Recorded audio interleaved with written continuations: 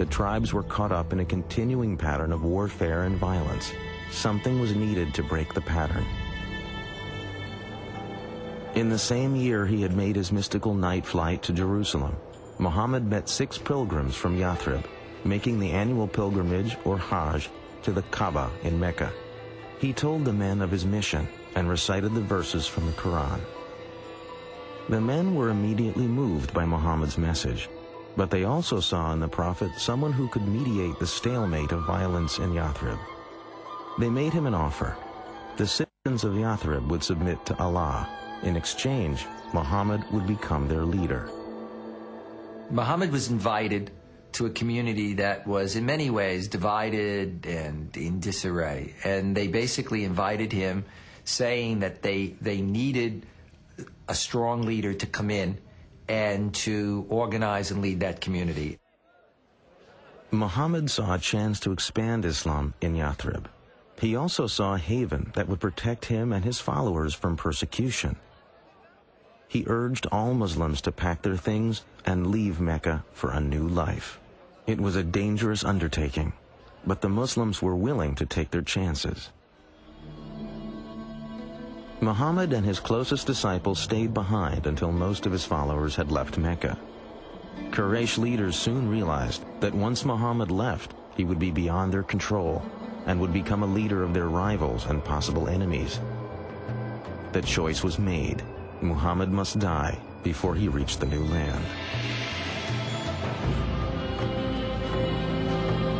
So that no one clan would have to bear responsibility, it was decided that one member of each would plunge a sword into Muhammad at the same time.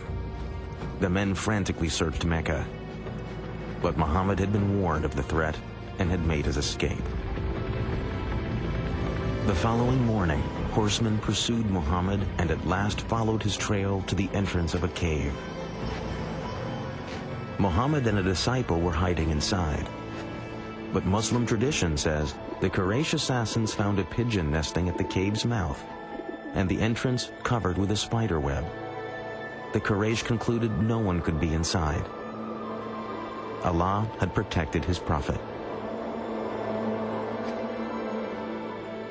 The flight from Mecca in 622 is known to Muslims as the Hijrah. No event has greater importance in the culture of Islam. It became the start of the Muslim calendar. It was because it was the start of the establishment of the Muslim community. So that unlike the Gregorian calendar that starts with the birth date of Christ, the Muslim calendar, or the Islamic calendar, which is based on the lunar calendar, is one that is based on this concept of community. When Muhammad arrived in Yathrib, people rushed to meet him and all wanted the honor of having him stay in their house. Instead, Muhammad allowed his favorite camel, Qaswa, to wander unguided through the town. When at last Qaswa stopped and fell to her knees, Muhammad declared that was the spot where he would live. He ordered work to begin on a house and the first mosque. Henceforth, Yathrib would be called Medina, a name simply meaning the city. But the greatest change would be in the very nature of the community itself. Muhammad's visions brought new words to unite both his own followers from Mecca and the people of Medina. The Quran now had a new verse. Those who believed and made the Hijrah, and those who gave their homes and helped, these are the protectors of one another. What he began to create in Medina was something that was absolutely unheard of and novel in Arabia. It was a community bound together by an ideal, by a shared ideology, by a shared religion, not by blood. He was creating, as it were, a super tribe where people were not related to one another, but they were related to one another in faith and by agreement. If you think about 7th century Arabia being based on tribal kinship, the idea of a community based on a faith that anyone could join, slave, woman, man, rich, poor, dark, light, was revolutionary, and of course very menacing for some. To further unite the Muslim peoples, Muhammad ended his mourning for Khadija and began to take new wives. In all, he would marry 11 women from many different tribes and clans. About 7 months after the Muslims arrived in Medina, the first mosque was completed. It contained a large courtyard for saying prayers. Several methods were considered for calling Muslims to prayer. A ram's horn, like the Jews, a bell, like the Christians. Finally, it was decided that only a human voice was needed to proclaim the call to prayer that Muhammad taught his people. A young man was selected to make the call, and for the first time, Muslims heard the words that still echo from mosques around the world, beckoning all to come to God. Allahu Akbar, I bear witness that there is no God but Allah. I bear witness that Muhammad is the apostle of God. Come to prayer. Come to prayer. Muhammad had believed he was calling the faithful back to a religion Arabs shared with Judaism and Christianity. But following Allah's orders, the Prophet now set out to create a new identity for the Islamic community that would separate it from the older forms of monotheism.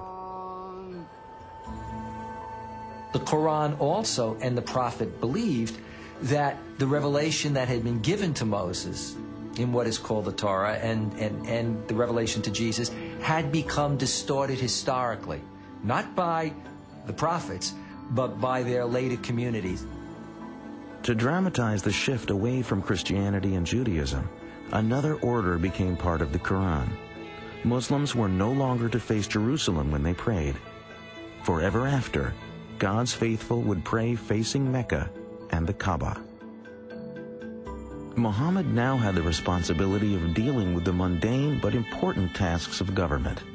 These roles would set him apart from the ministry of Islam's earlier prophet, Jesus Christ. There is an immense contrast between Jesus and Muhammad, largely stemming from the fact that, unlike Muhammad, Jesus was never head of state. Muhammad was now a political leader. That meant he was making decisions affecting the workforce, the economy, trade, and the safety and security of Medina. To protect the struggling young community, Muhammad knew the basic politics of Arabia would need to change, and that meant the threat of the Quraysh would have to be met.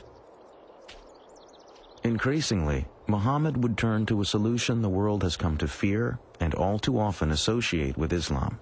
He would turn to armed conflict. Since the days in Mecca, God's revelations had called for Muslims to prepare themselves to struggle to build a moral and righteous life. The Arabic word for this moral struggle is jihad. Jihad would soon be needed if the Muslim community was to survive.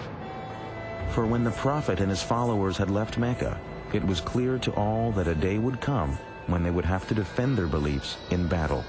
Now that day was fast approaching.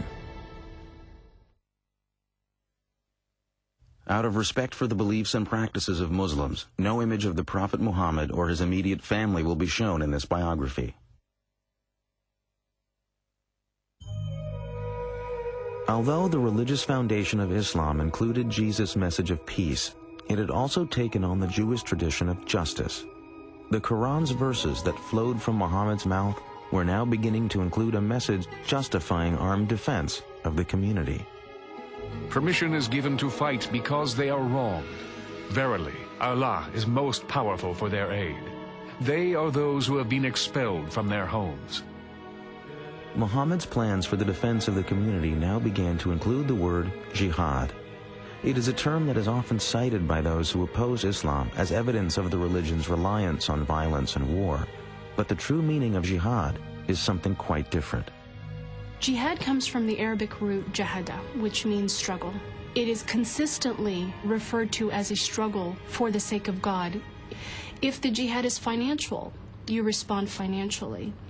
If the jihad is violent, you respond violently. And these become ways, again, of reestablishing peace. But in history, that notion of jihad then comes to be appropriated and hijacked at a very early period by extremists And that then connects to what extremists like Osama